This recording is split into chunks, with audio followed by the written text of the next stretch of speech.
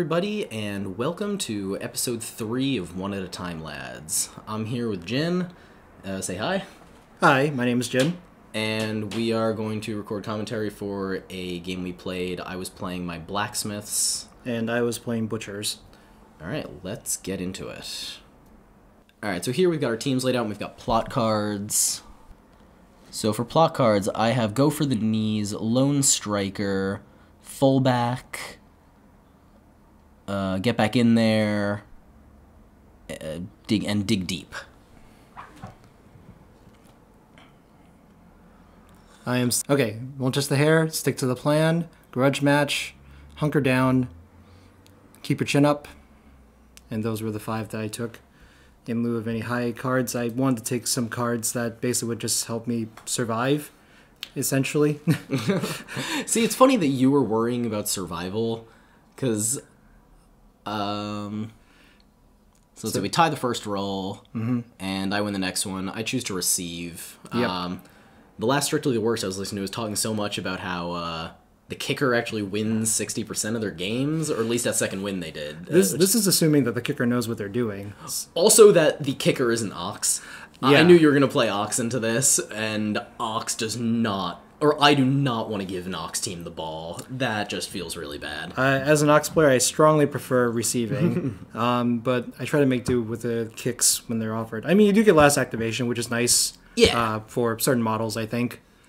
I was a little sad you weren't. You didn't bring Roast in your lineup here after you got your Christmas Roast. I want to see him in action. Yeah, things were a couple crazy, and I didn't get around to assembling him, even though he's like 3 pieces. But I figured like it's okay. Let me just play what I know, so that the game would be finished in a timely manner. Spoiler alert! I mean, you can see by the length of this video that didn't happen. But yeah, we've got. Well, we finished on time. No one clocked out. That is true. No one clocked out. I took Captain Furnace. Yep. I usually take Boiler as my first go-to, since he is just a very adaptable model. And you picked Ox and Princess. Yes, right? and Ox and Princess were my captain and mascot. Yeah. Sadly, no truffles currently. I can't find Is a that sad? It is a little sad. I think there should be better internal balance, and you want to take everybody if that was the mission of Steamforge. Well, yeah, I mean, but I think Truffles is pretty universally the drop out of Butchers. Yes. Then I took Shank next, also a very adaptable model. And who have you picked so far? I don't remember the order since I looked away from the screen while we were doing this, but okay. I effectively went for the team with all 3 Sentinel captains. Yep. I know that my apprentices will just melt to pretty much any Butcher's model under owner. So yep. I've got to do everything I can to support them. Plus, I like taking... I talked in a previous episode about how my standard Blacksmiths list is usually similar to this, with one of my captains kind of wavering between Hearth and Ferris. Yes. I go Hearth here.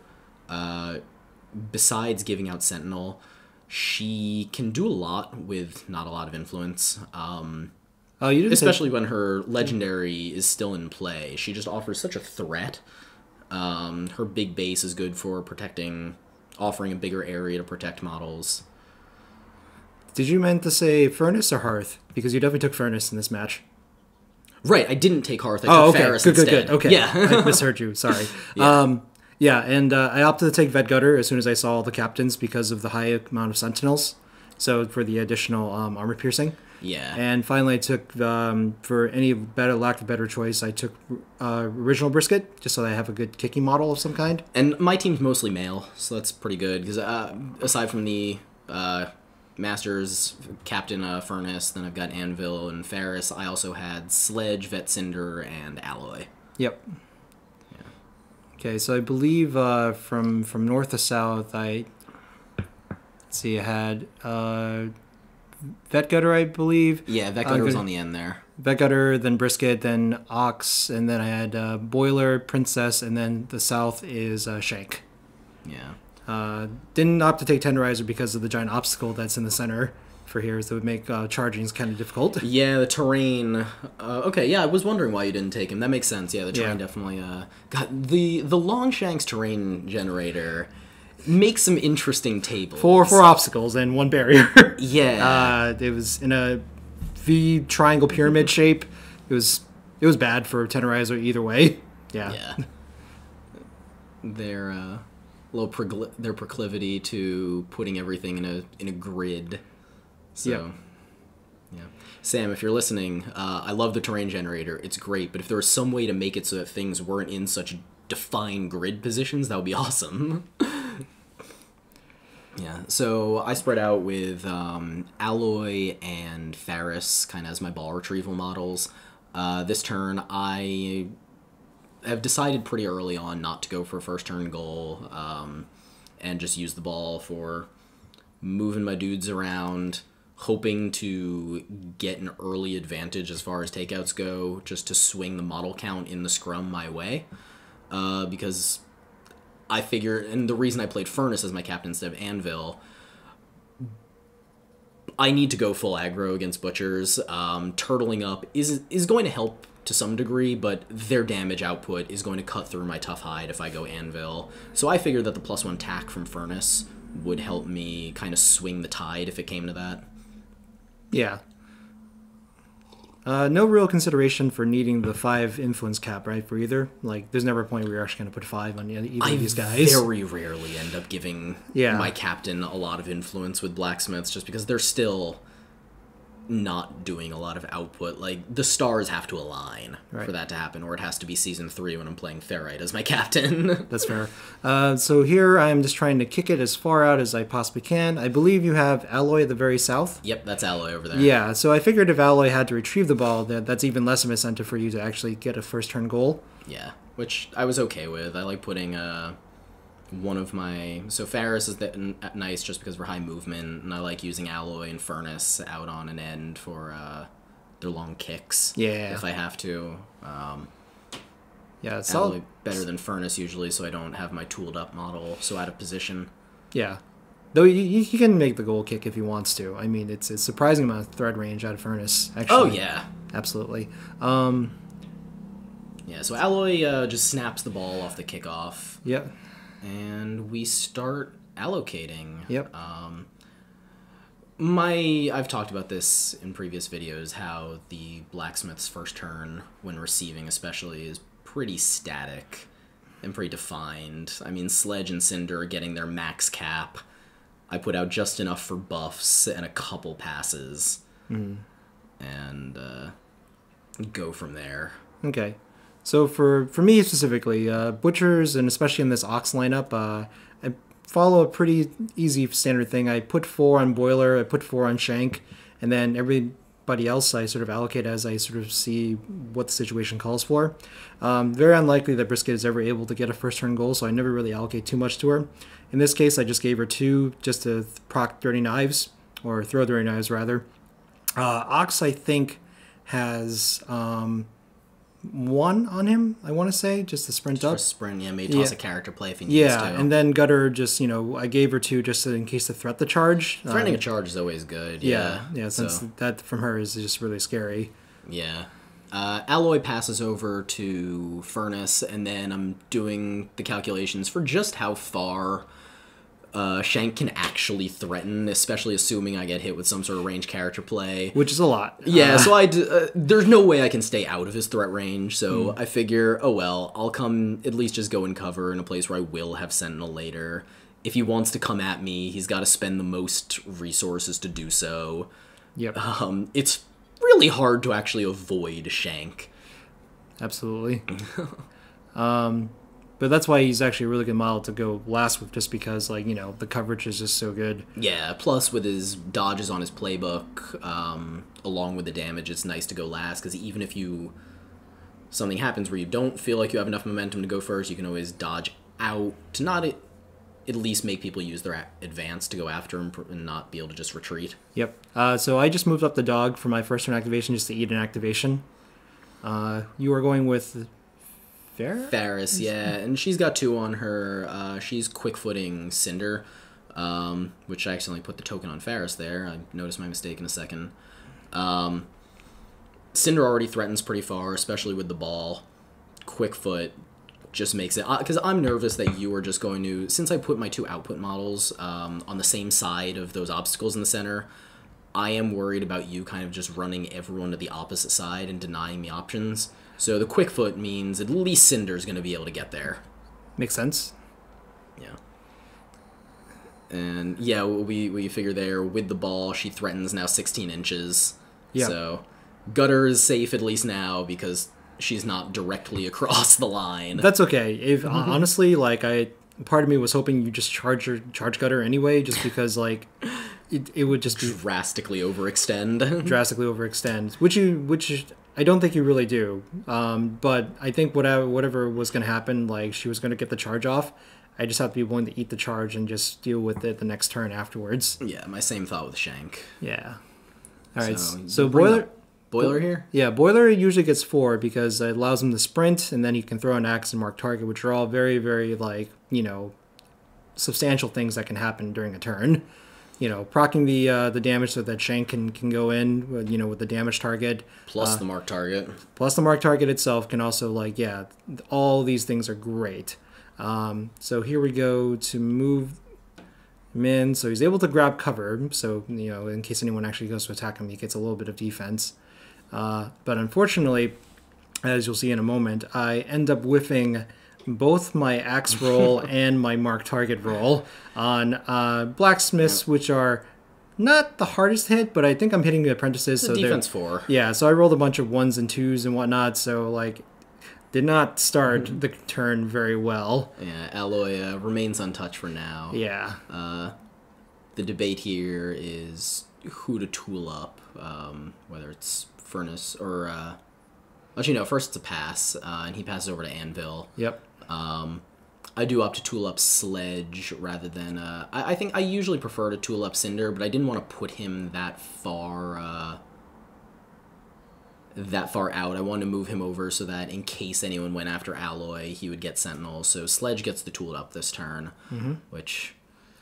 God, tooling up Sledge just usually feels like such overkill. But... I don't know. Sometimes, yeah, he's just 1 or 2 shy from taking somebody out. Yeah. So it's... Oh, yeah.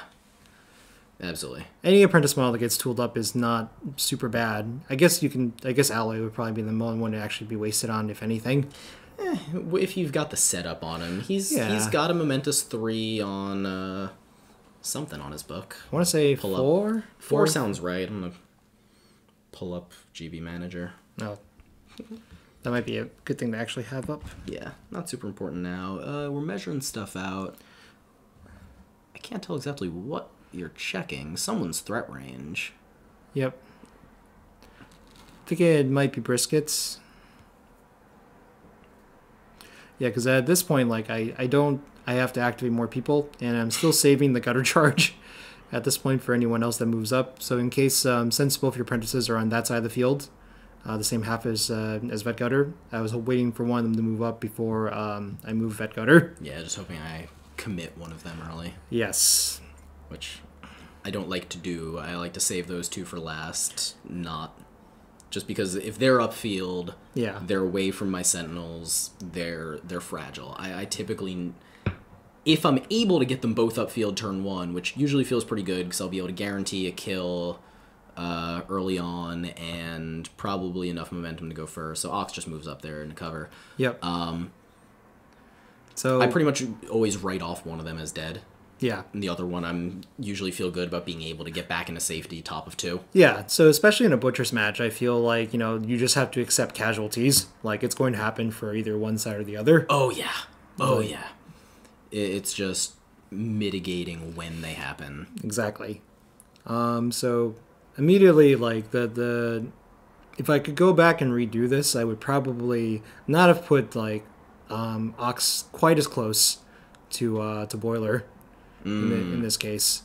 Yeah. So yeah, Anvil at this point has dropped off the ball to Cinder and is now just debating where to move up that he won't block charge lanes. I'm relying on passing and dodging up and then having that option, so I obviously can't bring him too far up or I'm standing in my own people's way. I can't really bring him into cover because then Sledge gets pinned in. I do think I probably should have split those 2 up a little bit more. I think I should put swapped where Anvil and Furnace were and then move Sledge a little bit down closer to Anvil, so I'm threatening both sides of the obstacle. Yeah. I'm trying to remember, like, outside of the initial passing turns, like, I don't think Furnace actually, ended up doing too much in the first, like, turn or two. No, not much. Oh, so you hit a character play here. That's Brisket getting the dirty knives on Alloy. Yeah, that was the first thing that finally procced. I was like, until then, I was kind of down on myself for that. So, yeah, I managed to hit the dirty knives off, so I was like, okay, now at least Shank has an additional target he could go for, if that was who he wanted to go for. Yeah. So, Cinder passes to Sledge, and I remark here, in the last 3 Blacksmiths games I played with her, that's the first time she's made her turn 1 pass. She had developed kind of a habit of whiffing those tap-in passes. Nice. So yeah, as Jin was saying before about leaving Ox a little bit too close, I've got the perfect little triangle that Cinder loves to see of 1-inch melee models.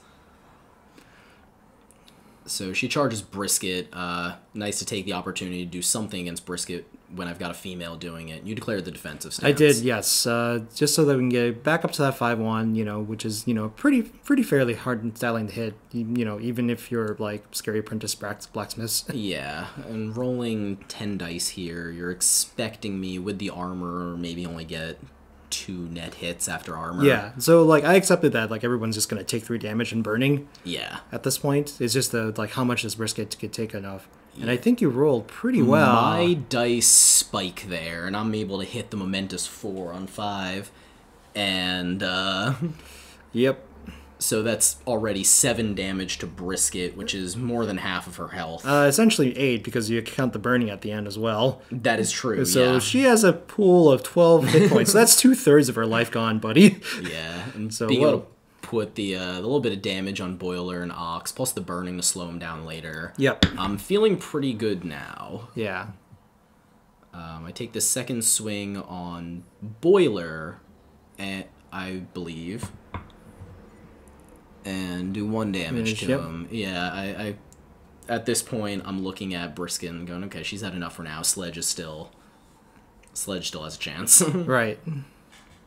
So yeah, the other nice thing about this positioning is I was hoping I'd be safe from the gutter charge, but yep, I think you managed to get the charge on me. Yeah, it was just barely. Yeah, like we spent a little bit measuring it out, but like thankfully that did actually, it was worth it to put 2 on her.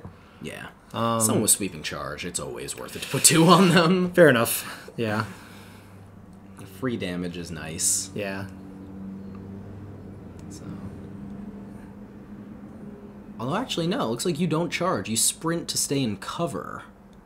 Were you worried about Sledge coming in if you charged too far out? You know what? It was, it was the angle. Like, we couldn't get a proper charge off. So, as a result, we just sprinted and just made an attack instead. Okay. And I mean, that's what I've been hoping would happen. I mean, so you're out of Sentinel. And she's got armor piercing, and we're still in aura. So, Gutter can at least hit once to do respectable damage for some sort of momentum. Yeah. And I declare the counterattack here. Mm-hmm. Yeah, the counterattack. I'm hoping to trigger the impale off the counterattack to kill Brisket. Mm-hmm. Yep. Ooh. Yep. Only 2. So, I think I just took the damage. I want to say. No, you didn't. No, I push. Oh, that's right, yeah. Yeah, you get me engaged with Ox. Yes. Which is always a scary place to be. Or no, not engage with Ox. You engage me with Brisket. Yes, that was the closest person I think I could actually, like, push you towards. Yeah. Though, in retrospect, I probably should have just pushed you right to Ox. Yeah. But you also were going first. Probably. So, well, I guess like unassisted, a non-tooled up Vets in Cinder is. She doesn't do a lot. She doesn't do that much actually. So that's something to keep in mind for next time. Yeah. Now is just again of playing with angles. He makes his pass over to Furnace, and then it's just a decision point of who to go after. Yeah, so I mean, I've got the option of going for, I think of just walking to Gutter, but Brisket, I was worried that you'd be able to generate enough momentum from Shank to actually outrace me and go first. So I want to take Brisket off the table before that, so you can just go first and heal her up. Yeah, that makes sense. And I think this pans out pretty okay because I'm pretty sure she dies this turn. She does die here. I use the pile driver just to ensure it. Well, I mean, like, you might as well, right? Yeah. But I get a little bit greedy here. I move up to engage Boiler as well. I'm thinking I might be able to kill Boiler top of turn 2 and then retreat. Mm-hmm. I got a little bit too greedy, as you'll see in a little bit how that happens. Okay. So, yeah, Brisket dies. Yep.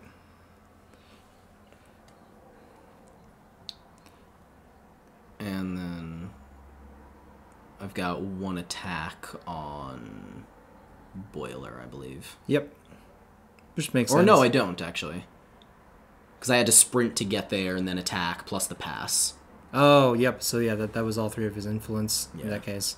So, yeah, my last person to go is Shank. I may have actually only given him 3, now that I look at this. Just to make... Yeah, I think to try to give everybody enough influence, I may have only given him, like, 3 in this case. Yeah. It looks like, yeah. Yeah. So I make an attack against Vetsender. Yeah, this is me checking my my cards, what initiative results I have. Yep. While deciding on the counter. Yep. I decide not to take it. So I roll, and I whiff completely. Yeah. I roll again. I whiff completely once again. I counter this one. Yep. No. And here you're able to dodge. Yeah, I finally got the momentous 2 from that. It was very, very sad overall between Boiler and Shank missing out on their damage for this first turn. I think missing the momentum with Shank there is the bigger deal. You can't heal Boiler. I'm able to play a much lower card than I might otherwise. Because, yeah, Boiler is now sitting on 10 health. Yep.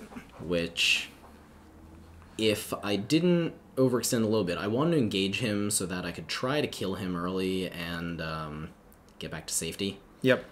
But in doing so, I put him just out of 6 inches of anvil. So without that free pile driver... Yeah.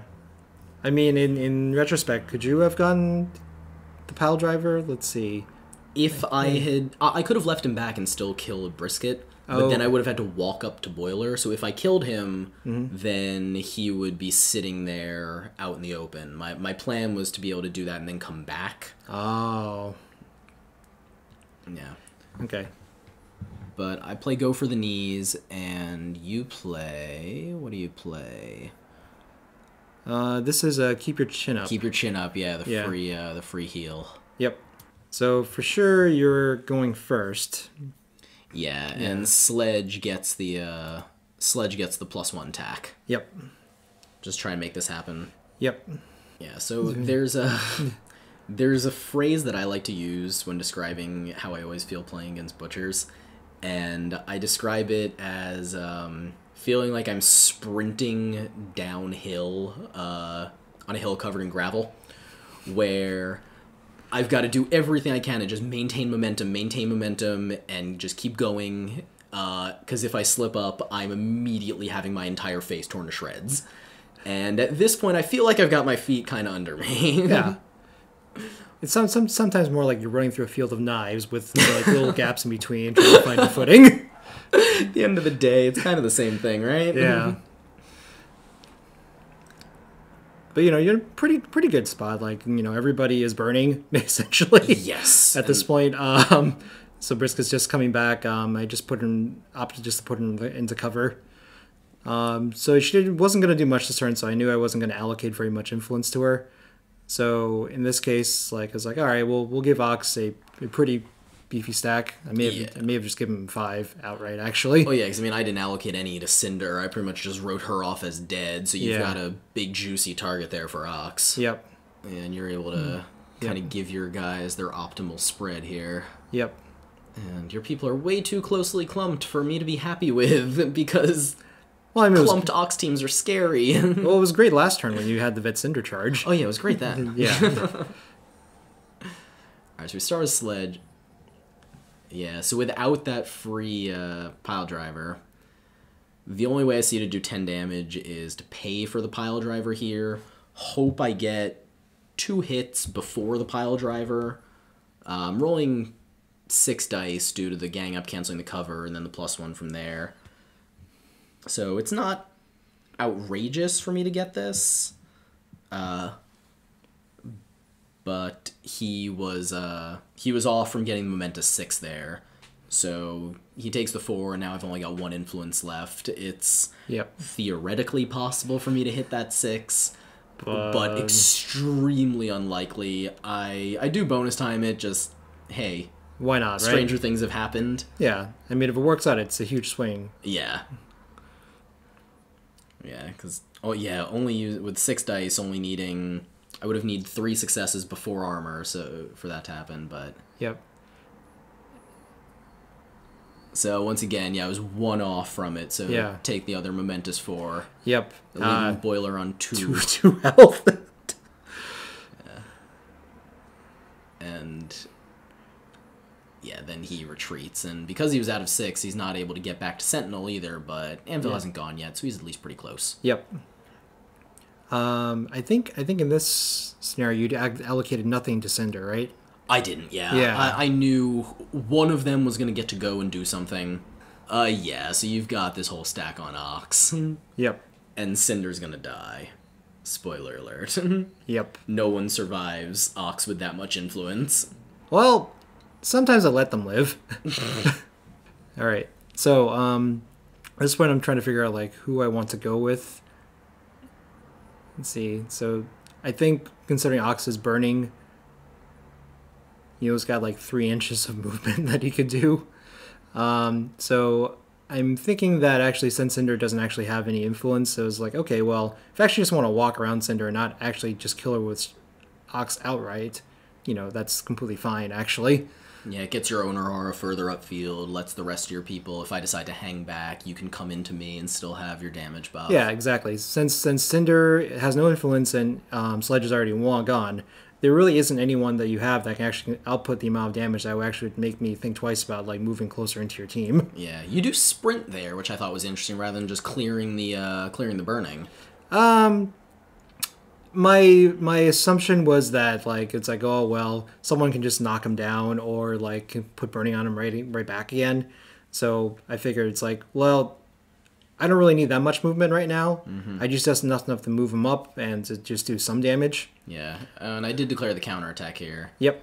That was at the Impale to kill Boiler. So if listeners and viewers may remember, I actually took Come On Maid for free, and I did not use it, so that would have been really dumb on my part if the Impale had actually gone off. But thankfully it didn't. Yeah, that would have been nice. And that's true, because and also I guess good that you didn't clear the burning, because right there would have just reapplied it to you. Yes, exactly. So there's multiple reasons why I didn't clear the burning. Like, against teams that can apply a condition, like, pretty consistently, especially in the case that you have Searing Strike. Like, yeah. Actually, I think I whiffed that attack, considering I didn't put down any tokens on Ox. Yeah. Oh, yeah, you did, actually, because you rolled 2 successes and you had 2 armor. Yeah. So I super lucked out there, actually.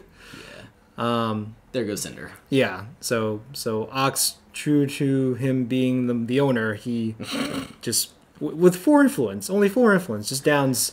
That's all it takes to kill an apprentice who's out by themselves. Yeah. Especially when they've already had a couple damage done to them. Absolutely. So yeah, and I think at this point, like, I remember it's like, oh, I have Come On Maid or Encourage for free. So that's when I healed Boiler. So he starts to not just be an easy slim pickings. Yeah, on 6 it's a lot harder, even if you had to send Alloy or someone in. Yeah, because Alloy does have a full stack here, but he's doing 1 damage on 1, and he's not doing 3 until 4. Yeah. With him in cover and with some crowd outs around there. I'm desperately searching for a way that I can actually kill him here with my next activation, and it's just not possible. Yeah, so it's interesting because, when you look at a Blacksmiths, like, team and you look at where the influence goes, you can really immediately start thinking in your head, it's like, oh, this is his damage output for this turn. I'm good. Well, yeah, and this is where I started feeling like I was in trouble. Yeah. Sledge had gone. He might as well have done nothing, since I don't have the tools on the table to finish Boiler off. So he might as well have just done nothing. Cinder's dead. She's fast. I like leaving her as the sacrificial one because she's fast enough to get back in the game later. Yeah.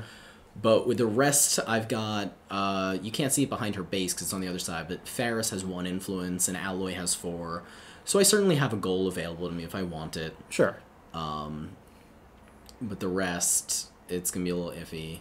Plus, I'm out of momentum now, so I desperately need to generate a momentum as well, so I'm not helpless. So Furnace takes the pass to Alloy and makes it, and I sit on the momentum. It would have been nice to dodge Alloy, but I need the momentum more than I need the dodge. Right. You've got people fast enough to come threaten him even if he dodges. But I do still need to protect him. So Furnace, like the good communist leader he is, walks out front and shields him with his own body. Trying to be a captain of bravado, he moves towards the knives. Yeah. He's good for it. Yeah. And he does put Tooled Up on Alloy as well. Yes. Just maybe if you don't go with Boiler, maybe Alloy can go do it. Yeah. I think I only put 1 on Boiler just to make you respect the fact that he could do something. Yeah.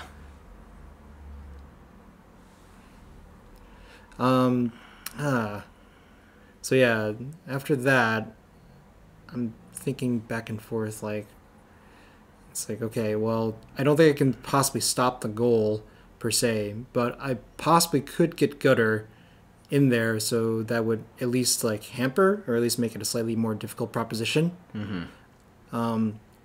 Since, you don't have Hearth, there's no way you can give him a 2-inch melee, so... And I couldn't see him from this angle, I believe. So what I No, you do have line of sight over the obstacle. Oh, okay. But you do charge Furnace instead. Yes, and probably just the lower defense. I think that's what it is. Yeah, because I figured well, if I can just proc the the powerful charge, Mm-hmm. That's all I really need to do. Yeah. In that case, and I wouldn't be suffering a crowd out either, because Gutter's pool of 5 dice, it's like Navs, where every time a dice is taken or added, it feels really big. Mm-hmm. Yeah. So that's I got my Navs today. Yeah. I'm so happy. I caved and bought the dice just because they look really cool. I'm already regretting that purchase just because they're expensive, but yep. God, they look so nice. All right, so I think I actually get a full 4 columns. So might as well. I think I just take the 2 damage. In this case, and probably proc the powerful charge. I think you actually knocked me down because I counterattacked. God, what was I doing? Yeah. Oh, you know what? Yeah, because you wanted to keep threatening Alloy here. Yeah. If I had pushed you or knocked you down or pushed you away. Yeah. Because I was honestly worried about Alloy just being able to get to Boiler. Yeah. Most of all there, which... forget how that panned out. Yeah. Man, yeah, if I could redo that turn, I would totally just swing for the fences against Alloy, actually. That would have made a lot more sense. So I got 2. I think I managed to tackle the ball. You did, yeah. Yeah. It's great because V-Gutter has a way better tackle than Old Gutter did. Yeah. Which was on the 4th column. It was well, this is never happening. Yeah. She's the worst tackle in my engineers team. It's because she's not an engineer. Yeah. Alloy, I think he's got 4 on him. I really... I'm basically seeing if I can get to Boiler without taking... Basically how many dice I'll still actually be rolling at that point. Yeah. Because not only am I worried about being able to hit you with my attack, because with Tooled Up I'm doing 2 damage on 1. Yeah. But I'm worried about your counterattack and the push dodge away. Yep. Yeah, the anatomical is such a huge factor in this matchup. So yeah, I never mind counterattacking with Gutter or Boiler in this case. Yeah, so I do know you ultimately do end up taking the goal kick with Alloy. No, that's not what happens. No? No, I'll leave that. Not gonna spoil it. Okay. Yeah, I measure this out. See, I can get there. Yep. And yeah, because I know I don't go for boiler. We just recorded this, actually, the gameplay like 4 days ago. This is the closest between playing the game and doing the commentary for any of the 3 episodes of this so far. Oh, wow. But I cannot remember what I did here. Yeah. I think in future episodes, if I were to do this, I really have to just like put down notes because my goldfish memory is terrible. I usually watch through it before recording. But I didn't this time. This has been a busy week. It's okay. All right. Well, I mean, you're certainly taking your time trying to ponder this decision out. Yeah. At this point, yeah, because I think you're having the same agonization right now. It's like, well, I could go for boiler, but what can I do now instead? Yeah. I think I probably should have still gone for boiler. I was so worried about the parting blow. If I do have the 4 on him, I can always acrobatics out. Absolutely, to take that, and if he's on 6 health, I've got tooled up. I only need 1 hit on each of those 3. Mm-hmm. But I do go after Gutter. I take the ball. Yep.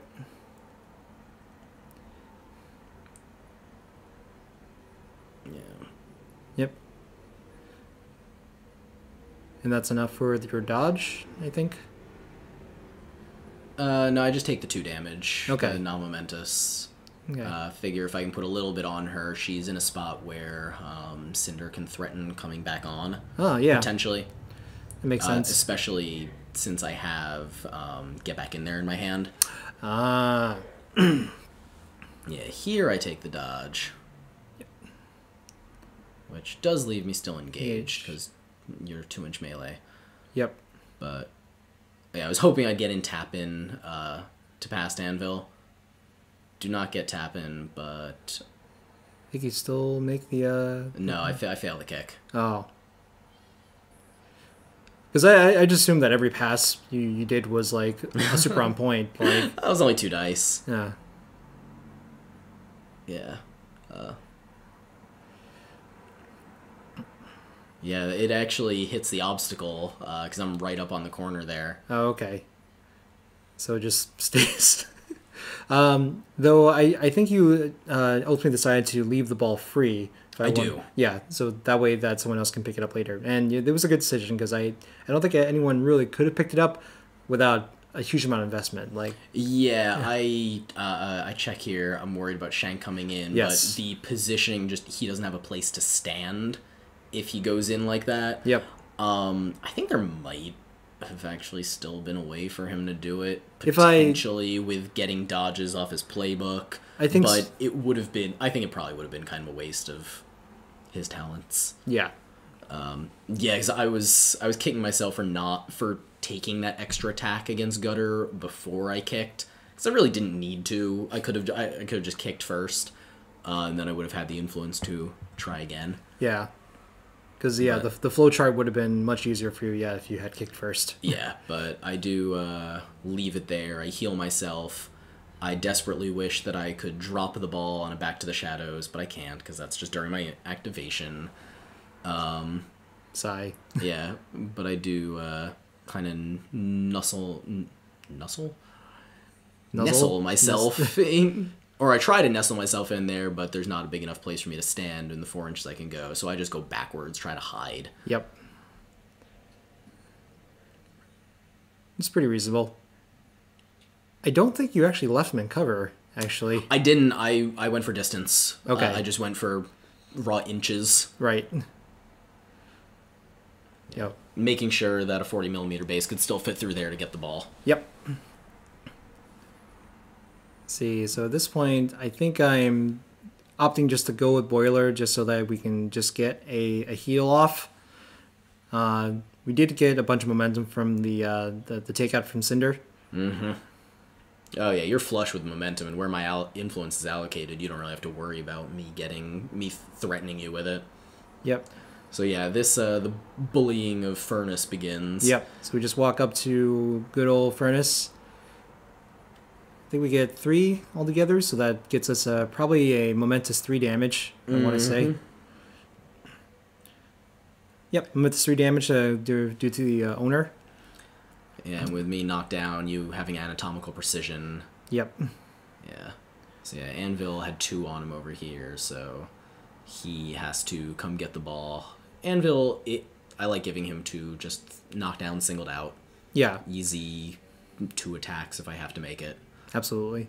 In this case... You could also strike while the iron's hot with 2. Yep, you can. But with that obstacle there, I wasn't... I certainly thought about it, trying to retreat my people, but the obstacle stopped me from actually doing it. Oh, yeah. And I get up there to get base to base with Sledge, just protect him. You don't really have pushes left on the table with where your influence is, but it just makes me feel a little safer. Yeah, Ferris ends up with the ball here. Yep. And... That's right. Yes. Mm-hmm. Yeah. I have vastly underestimated how good this model is, by the way. Like, so if I ever play Blacksmiths, I will definitely be playing her a lot. She seems super fun. I like Ferris. She's fun. She's a good model to kick off with. Mm-hmm.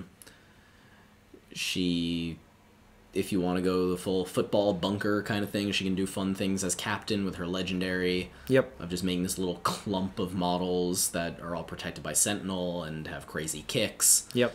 And can kick for free. And just being able to just to threaten like so much, for 1 influence, mm-hmm. Due to her legendary.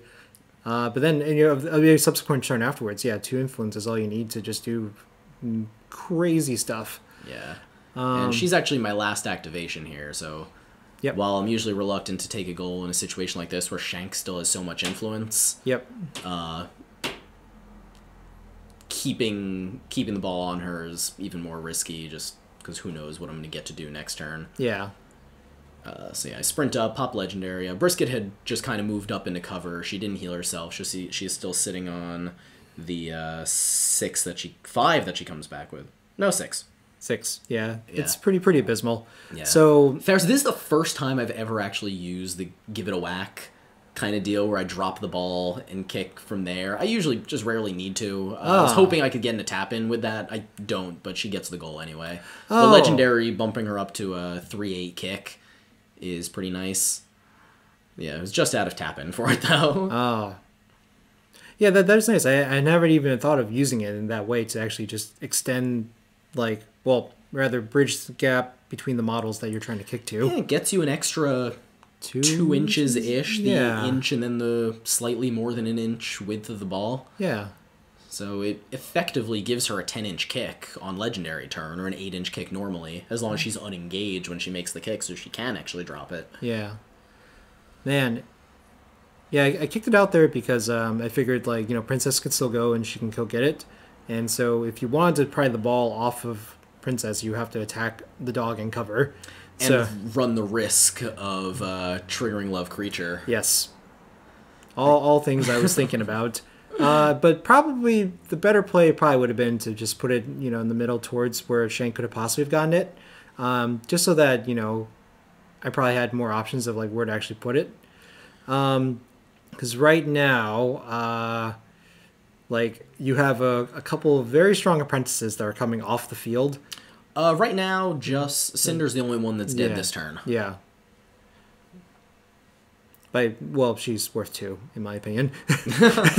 But yeah, no, so Cinder can do a lot, and it wasn't until after I kicked this is I guess I'm just gonna have So here's to a question. You were out of range to walk in and attack. You decided where'd they go and walk in rather than charge. Why was that?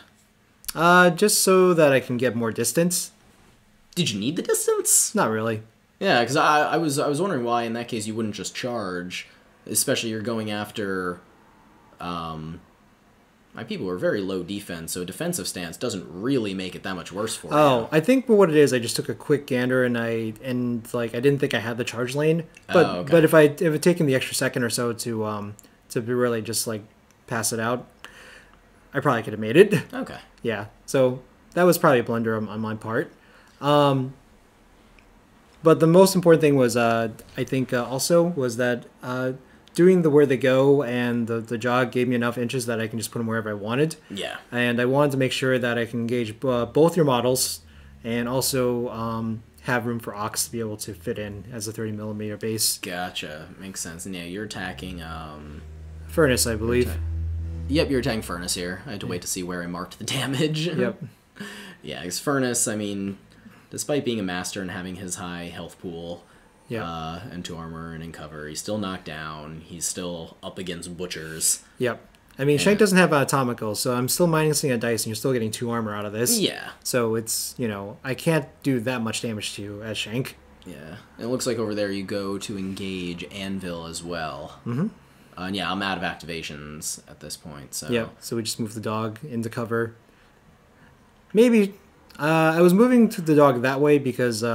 I was afraid your horsey lady can just run up her 10 inches and just be like, whoop, mine. So, hello, I'm on a horse. Yeah, so that was entirely my reasoning behind that. But like, given the fact that there's like, already an obstacle like in your way, like maybe I probably didn't need to go that path. You're certainly in a place where my team that's currently on the pitch can't really get to you. Yeah. Yeah, at this point, I am... Furnace is pretty low on health. I don't know exactly how much he has, but I think it's single digits. Sledge is engaged twice, I believe, or maybe just once. I know that the legendary is coming this turn. Yep. And that I am probably going to lose them both in the first activation if you go with Ox. One will die. The other one will be terribly maimed, I think. Let's see. What did you play? I played Dig Deep, really just for the extra influence. I know you're not going to score a goal this turn. Yeah. Oh, geez. What did I play? You played... I can't even see what that is zoomed in on it. Well, we'll see if it comes into play. Yeah. Something with a high enough initiative value to let you go first. Well, regardless, like, I don't think I ended up using the special ability. Yeah. All it came down to was I just wanted a high enough initiative to go. Yeah. My general rule of thumb with Ox is that if during his turn, if I can engage 2 models, that's probably the most ideal. Especially if one of them is a very dodgy one. Mm-hmm. So that... Which neither of these are. No, neither of these are. But yeah, it gives you a lot of options. I've taken to some... There's been so many games where I've activated Legendary, walked up to a model, and they either 2-inch dodge or 2-inch push out of the way. And then I'm just like, well, I guess that's my owner doing nothing this turn. So I've been trying to be more diligent. It's like, okay, I only put him into something that I know he's going to be able to, get several attacks on because, even if one gets away, he has options to get the other one. Or, in the case of someone that's knocked down, super great, go to town. Yeah. And I think I left for a bathroom break here. Yes. So we are... The score's currently 6-2 in favor of me. Yep. But this is the part in my downhill sprint that I start to feel my feet coming out from under me, and that gravel is looking mighty sharp. Right.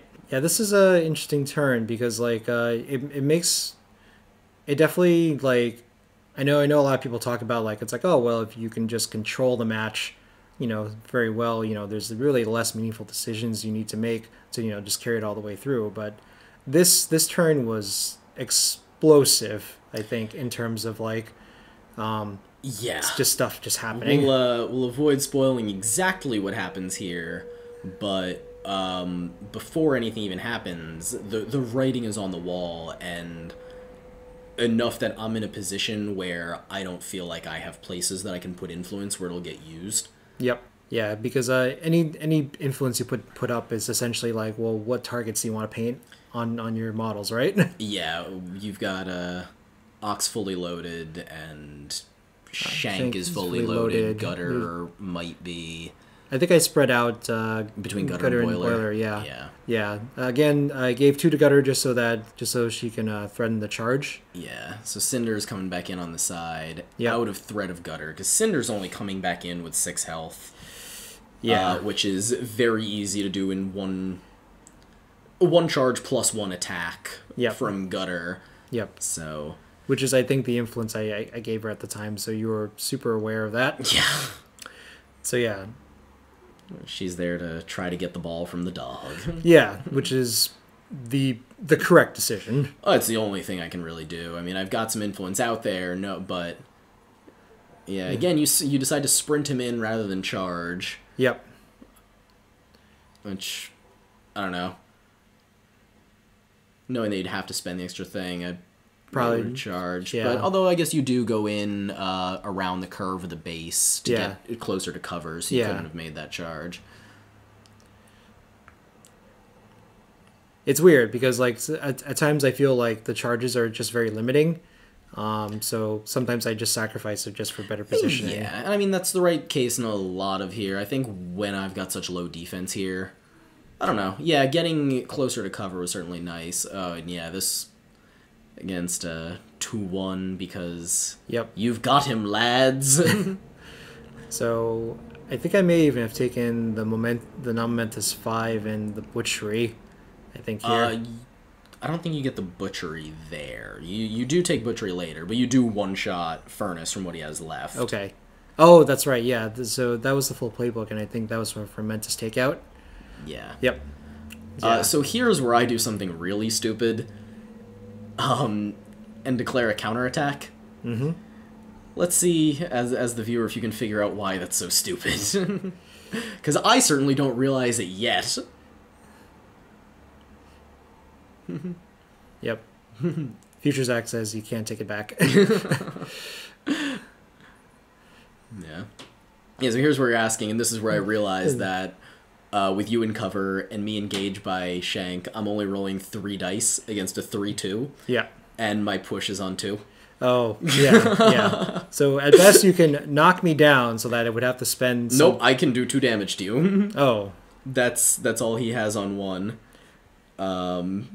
It was or he also has the tackle on 1, but that doesn't help okay, here, so yeah, it ends up being nothing. But I realized that after I declared it and after you'd started rolling dice, so didn't want to take it back.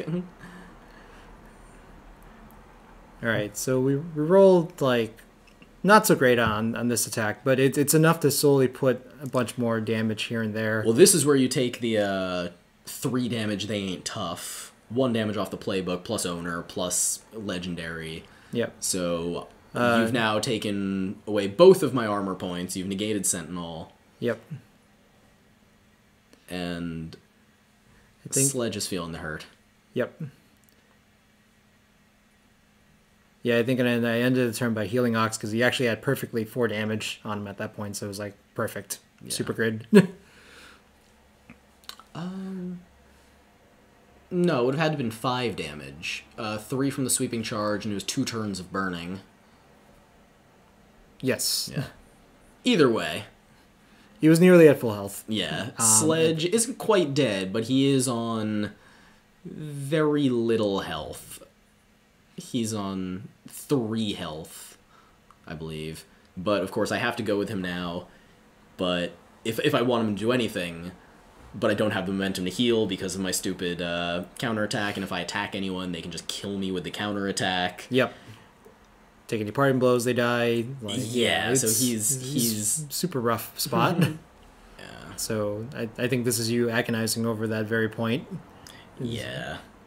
Yep. Okay, so you use your pile driver to attack Shank at this point. He's not in cover. He doesn't have armor. With the pile driver, I know you do declare the knockdown.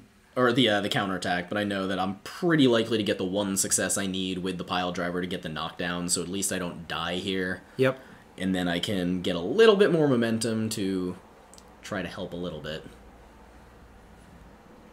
Yep. Yeah, put 4 damage on him. Yep. I think here I attack Shank again. I think I should have attacked Ox to push him away so that I could have walked. I could have safely walked away behind Anvil. And just been a little bit safer, but I got a little bit bloodthirsty and just did more damage. I was about to say, like, this is just blood in the water. I'm just like, it's like, he's down. I can kill him. Yeah. You know, it was kind of interesting because I feel like, did you feel like when you're playing against a fighting team, like when you're taking this setup, you automatically like get fightier and more aggressive? I wouldn't say that. It depends on the team I'm playing. Because, I mean, when I play my engineers against you, I typically go for a 2-2 game. Sure. This team, I certainly went fighty because I'm not quite good enough at goal scoring to really just score goals around you. Brisket is a very safe place for you to hide the ball from me. So I know I can't really go for a full, like, 3-0 kind of deal. And Butchers are kind of squishy. Yeah, they are. So I was hoping that just the high numbers that Blacksmiths can throw out can be enough to help keep the tide back. Yeah, the team is pretty decent defense stats, I would say, all around, for 4-1 being a standard, I think, for a lot of the characters. Ox being 3-2 is pretty hardy as well. But yeah, no tough hide. There is like no real healing like that's in the team at all. Yeah, and you're looking at mostly 12 to 14 health. Yeah. I would say 14 is probably around the standard. Like, Brisket's definitely on the low end.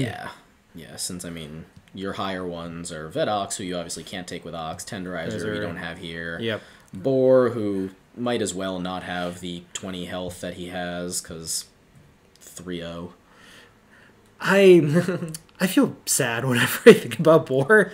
I mean, you shouldn't. He's still awesome. He's just not for every matchup. No. I guess it depends on, like, the matchup and also your aversion to risk, essentially. Because he becomes, like, like models like Stave and whatnot, where, like, they become batteries to let your opponent do whatever they want to do. Yeah, so Gutter, I feel okay here. Gutter whiffs her first attack against Alloy. Yep. Which you bonus time the second one. Yeah, get casual 4 damage. Just easy. He's got 4 or less left here. Yep, and that's for a momentous takeout, I believe. Yeah. And that was a pretty decent stack, I think, you had on him, too. He had 4. He had 4, just because I had, like I said, I had nowhere really that I felt like my influence was safe. Yeah. So you scored 4 points already this turn. Yes. And Sledge is pretty low. And the place I moved Sledge, actually, while I was thinking about it, while I was stupid and didn't move him on the other side of the obstacle because I didn't push Ox away, I did try to move him so that it would be a pain in the ass for Boiler to get there. That was at least my hope. Yep. I think I also got a bit tunnel vision at this point, too, because, like, it's like, well, all right, I took out the... Yeah, that was the thing that had the most significance, was taking the influence off, but I didn't see, like, it's like, oh, well, here are the Vetsinders and, the Ferris models that will, come into a much more significant effect in later on. Yeah. I probably should have moved the dog, honestly. Like, it ends up working out for you here, at least. I charge you, and, I quickly realized that you had cover, so we take out the die before looking at the roll, and I completely whiff. Yes. Rolling 9 dice. You didn't even defensive stance. No, it was just... And then with the other one, we talk about our the Randall dice on both sides, which we explained in episode 1 of here. Yes. Our friend Randall at the store. Terrible dice when it matters. Amazing dice when it doesn't matter at all. Yep. And that's kind of what we had. Yep. So Vetsinder had used 3 influence and did nothing. Which is okay, because this bounces out with the Shank turn that we had on turn 1. Yeah. And you had actually healed Shank, I believe, with Gutter, because I had been... Or maybe not. At some point, Shank gets healed. Yes. Just because I think I wanted the dice back for assisting. Yeah. But yeah, Shank goes... Yep. Or was that? Yeah, that was Shank attacking me, and I had... You had, in one attack, undone my heal, but he only had the 1 influence on him, actually. Yes. So I counterattack. So overall, you feel that this matchup is not in favor for Blacksmiths? Yeah, I would say I feel disadvantaged as Blacksmiths.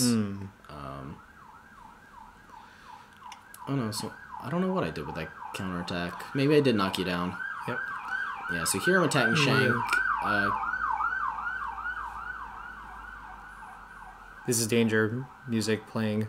Yeah, cop car just went by. Sorry about that. Yeah, so we're this is now in a pretty rough spot for everybody. It's like we've essentially just used all of her big guns. Yeah, Shank's not in danger of being killed by Anvil, but I do put the singled out on him. Yep.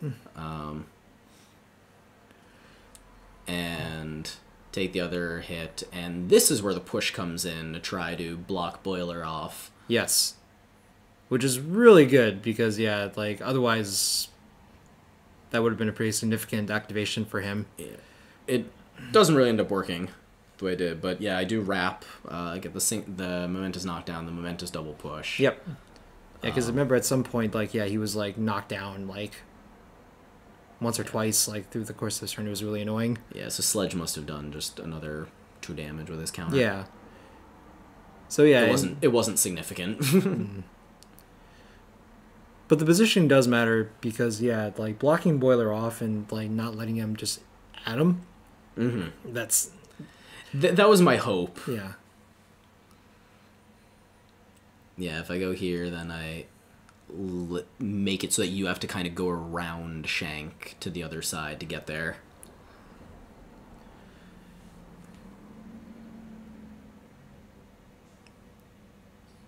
Boiler is probably my favorite model, like under the owner.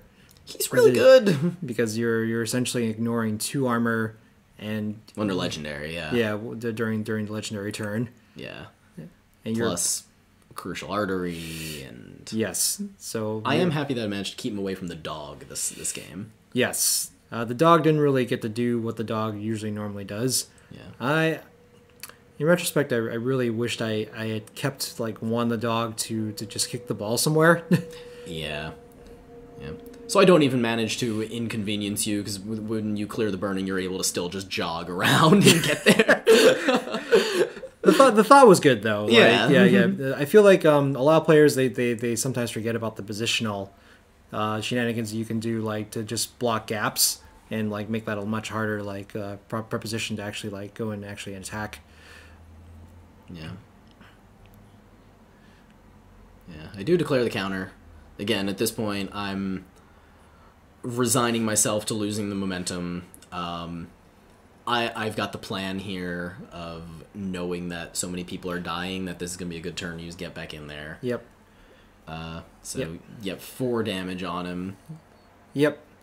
I really wanted the third one to knock him down, actually, because at that point, like, if I could control these models, you know, I could save him, knock him out the next turn. But like at this point, I'm essentially committing to just killing them.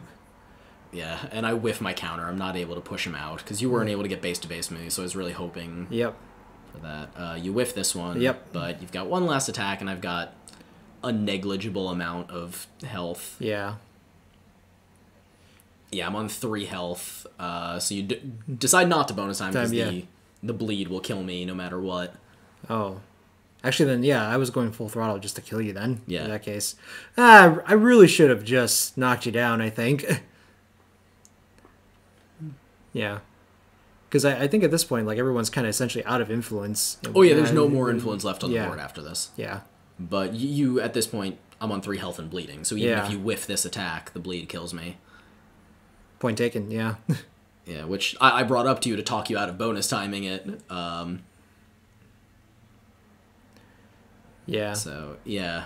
This is certainly something that I think I have to work more in my game, where it is about, like, it's like, hey, you should leave a bunch of low health models at the end of the turn and then, like, finish them off at the top of the turn. Yeah.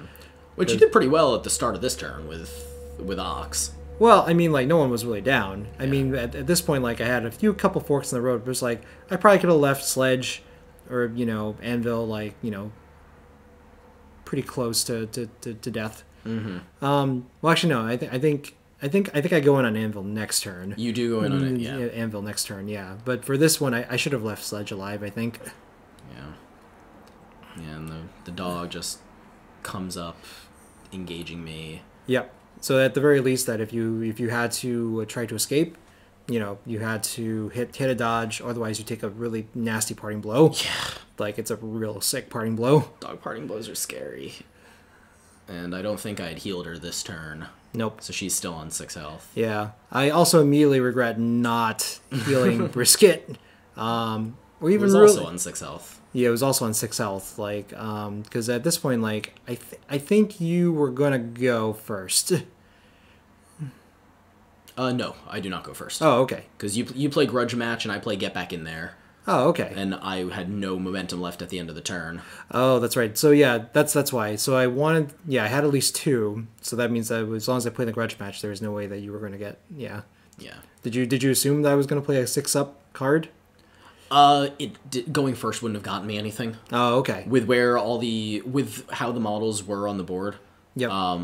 It didn't matter, and I really wanted that text effect right now. Getting that on 3 models is pretty cool. So yeah, you put the singled out on Anvil. I put it on Shank just because he's about half health, and this at least keeps him honest. Yeah. I know I'm not really going to get to use it.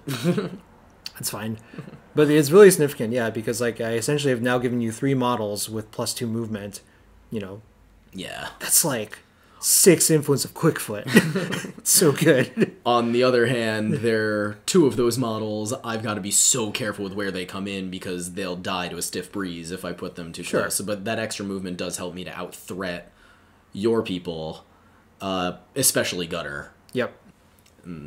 So this ends up being another... Now you've got the influence on the dog, and now I'm scared of you passing away with the dog. Yeah. I really should have just passed with that dog. Yeah. But I figured it was safe for now. Especially if Cinder keeps rolling the way she did. Yeah.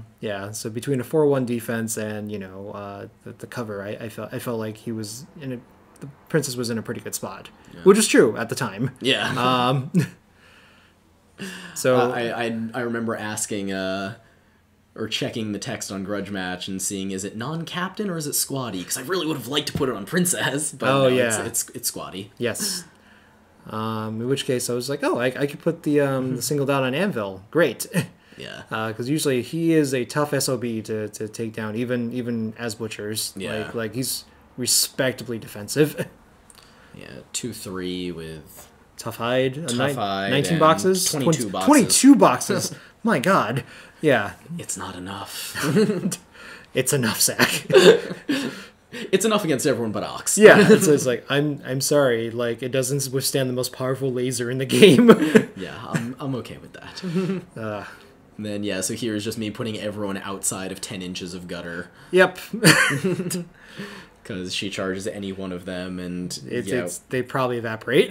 Well, yeah, because we've got Sledge coming back on 7. We've got Alloy coming back on 6. Yep. And Furnace coming back on 10, but still. Yeah. What's he gonna do? So I've set up a new Fort Blacksmith over there on my left side of the pitch. Nice.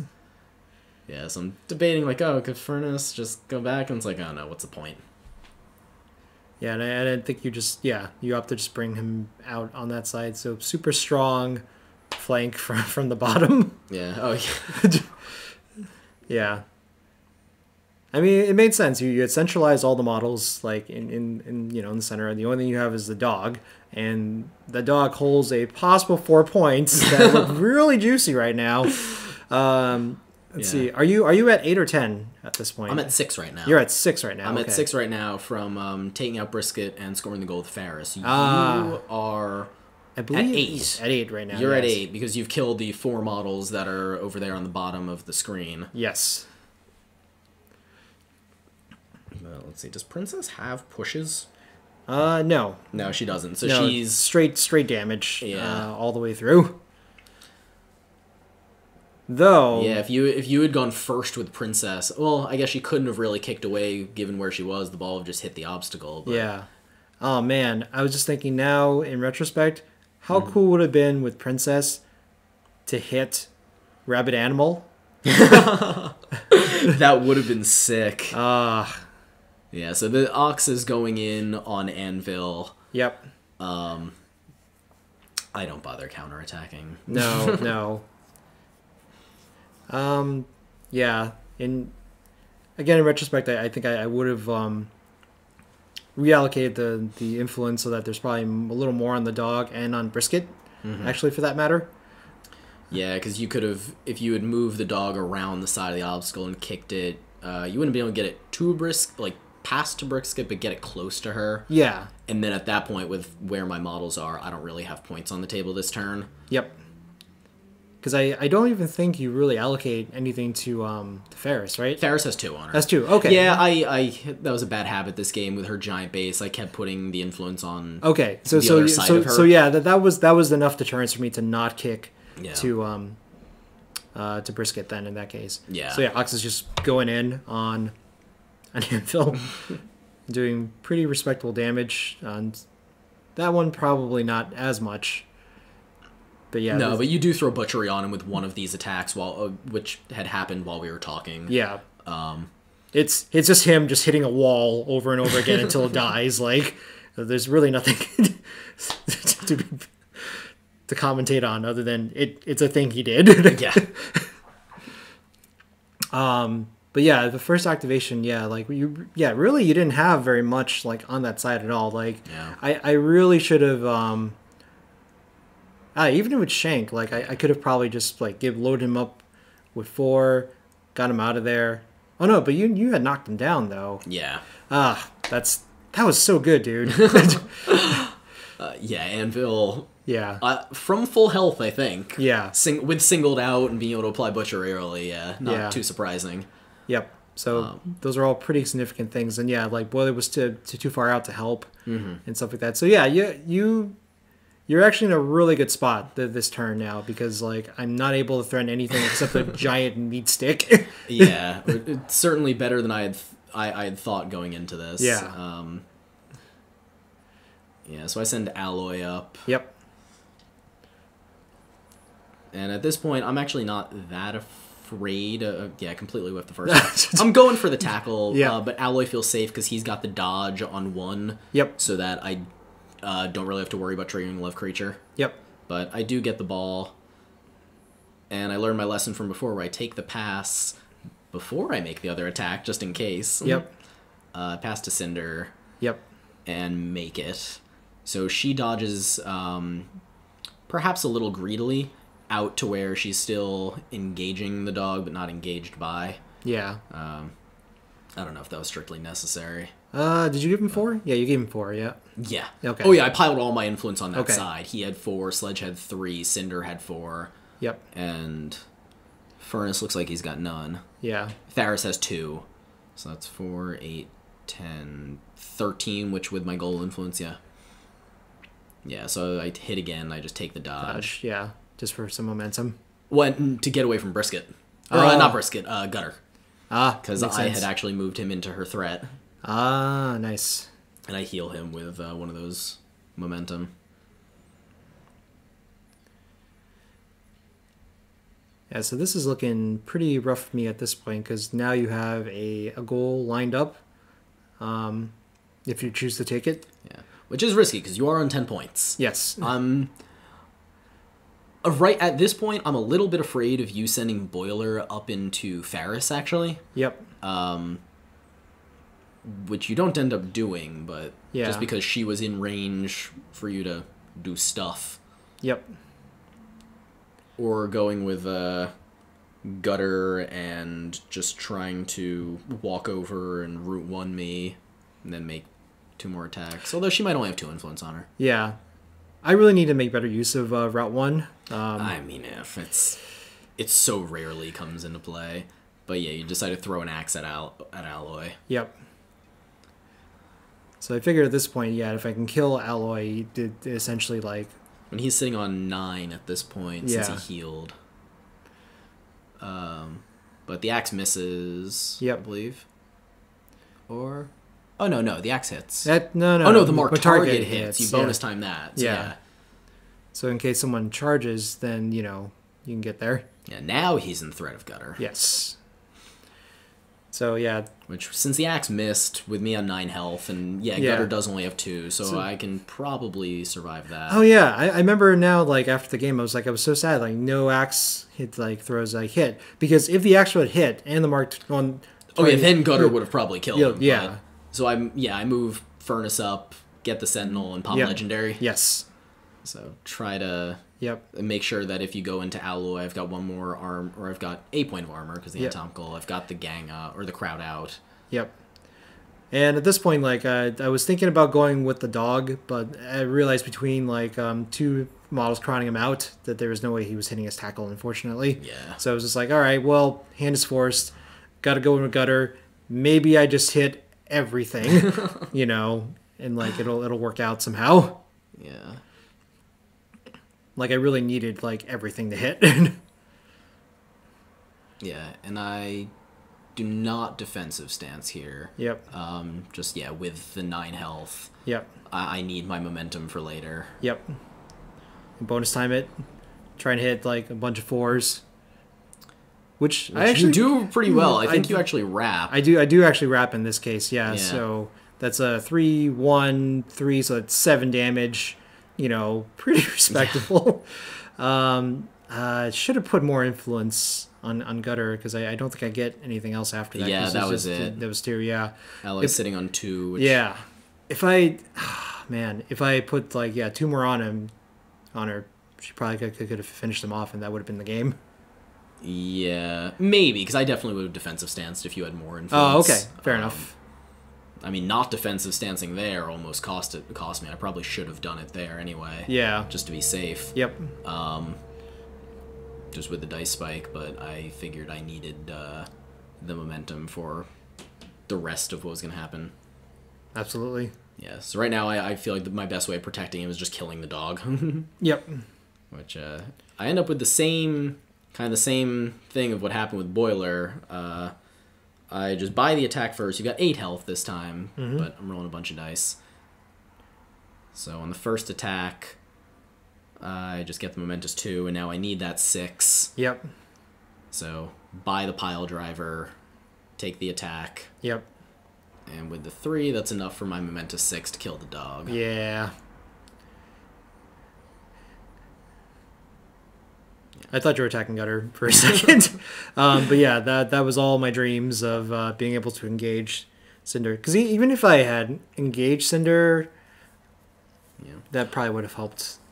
Yeah, well, it should also be noted that you are at, like, less than 2 minutes of clock at this point. So you're certainly hurrying. Ferris... because you had just tapped over, stood someone up, and tapped back to me. That's why Yep. So I go over, I push her. Don't quite get her out of cover, but I do put the stagger on her. Yep. Yep. Yeah, that was... you're tapping over. You're on about a minute of clock. Yep. That was really dumb of me. I should have healed Brisket at that point because I had the 3 momentum. Yeah. So yeah.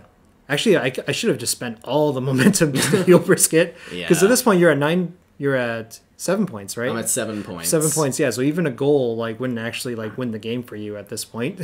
Yeah. Yeah. But I charge. You do defensive stance here, but with the stagger, you're back up to a 4-1. Yeah. I've got cover and Ferris canceling each other out. Yep. So again, Brisket only has 6 health. So through a series of attacks. Well, I make a mistake here. We make a rules mistake. I take the impale, and we forget that doesn't trigger sweeping charge. Yep. I do still have 2 more influence on her, so if I had just taken the 2 damage, going up to 5, I would have been able to kill her there, or even just left it there. But I realized that later that night. I was like, oh, crap. Just don't like making those mistakes. It's sloppy. This guy is such a cheater. But yeah, she does dodge up with Grim Vengeance, take the tap-in shot, and close out the game that way. Yeah. So yeah, it was a pretty close game. Upon retro, reviewing this, there's definitely a lot of very obvious blunders that I make. So as butchers, you definitely want to keep your health points up there, especially if you know the momentum race is only going to get you so far. Blacksmiths, really when you look at their lineups, you have to realize oh, these are the only 2-3 models that actually can do any damage. So if I just make sure that all their targets are high up enough in health points, that goes a long way to making sure that you don't incur most of the wrath. Yeah, agreed. So what do you think you would have done differently? I think the lineup was I was thinking about this all week. I wasn't sure if Old Brisket was actually a good person to put in this lineup, but I think it was. I just I mismanaged her basically. Yeah, I agree. I would have stood up with Shank, healed her the 4 health points, and then another 4 health on her own turn with 3 momentum. I think I would have had, and that puts her back up to essentially full health. Yeah, if you were at full health there, then that would have been. Well, maybe not, because I still would have gotten the goal and I would have had initiative, but it certainly would threaten more. I think through putting more influence on Gutter there. Yeah, yeah. Those were the two like vectors I could have gotten it.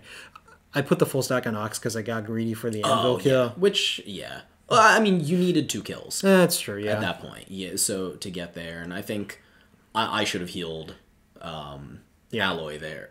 Or I did heal him. I should have defensive stance against that. Yeah. I ended up getting lucky that you didn't spike quite as bad as you could have, but it was still a big spike, and it came close enough there that it was the game flashing before my eyes. It was I mean like the allocation wasn't that crazy because I put the full stack on Ox because I needed him to kill Anvil, so that's 5. Yeah. And this is grudge match, so I'm only working with a pool of 12 at that point. So let's see. So I have 7 influence left over. I put 4 on Boiler because I absolutely needed him to run up, get the axe throw. Missing that axe throw. Mixing the axe throw, and then getting the mark target. But I probably could have afforded to give Gutter more of the remaining influence. Maybe. So at that point, she would have had 3. Yeah, 3. So I would have had to give the dog influence to Gutter. Yeah, which I guess your allocation definitely makes sense given what happened. Yeah. God, just hitting that axe throw would have been big. Yeah. No axe in question. Axe throws hit. Yeah. No, the Blacksmiths made your axes. They don't get hit by him. It's very sad. Yeah, I think as for me, I talked about my deployment, splitting up Sledge and Cinder a little bit, so that was covering a little more of the field. May have allowed me to make one more attack with Sledge if I didn't have to sprint. I did get greedy there, trying to get him far enough that he could then come back in. Getting him that far enough away from Anvil to not have the free pile driver was rough. Yeah. They're so position dependent, and that's the learning curve behind this team. Agreed. But it's great though because you do have a very nice tool kit as far as like abilities goes. Oh yeah, I feel like they've got tools to deal with most situations I come up against. Let's see, you got what? 1, 2, 3? 3 takeouts? 3 takeouts with one being a mascot. 2 goals. 2 goals. Yeah. So I'd say that's on par with what I expect the team to do. Yeah. Yeah. So that was thanks for the game. That was a great game. We were both sweating by the end of that thing. Oh man, yeah. We finished on time, which is something that I'm notoriously bad at, but I'm working on it. But yeah, it was a very close game. A couple of mistakes here and there, and some dice, spikes or fall or randling here and there. I want that to go national. Oh man, I want Randall dice to be a thing that beyond our store. Yeah, I have a couple of video game communities that I'm a part of, and like we now have players, like when you do something specific in the game, like we call that it's like oh, that's a herb. Yeah. It's great. Nice. Well, I think that's about it for our commentary. A couple events to shout out. There's a local event at Game On in Warwick, Rhode Island on Saturday, January 26th, which I'll be there. Jen, are you gonna make it to that one?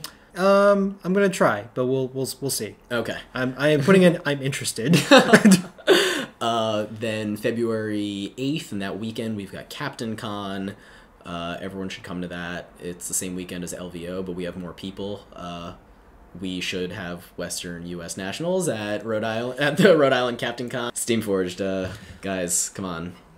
But then March 23rd, we've got Grim Vengeance on Long Island. It's going to be a 60-player team tournament. 20 teams run the WTC style.